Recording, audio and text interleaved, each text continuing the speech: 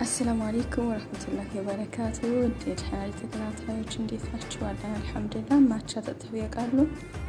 ማቻ እንግዲህ አይካሉ ከኔ ጋር ሰርተው ይሞክሩት፣ ይወዱታል ማለት ነው። የሚያስፈልገን ወተት፣ ቫኒላ፣ ሰልጭ ወይም በረዶ፣ የማቻ ዱቄት፣ ንጹህ ማርና ሎፋት የሆነ ወተት ወይም ወተት እንደ ምርጫችሁ ማለት ነው።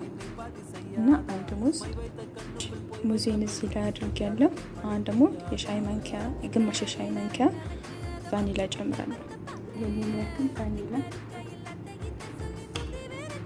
አንድ ብርጭቆ ወተት፣ አንድ የሻይ ማንኪያ ማቻ፣ ሌላው ደግሞ ንጹህ ማር።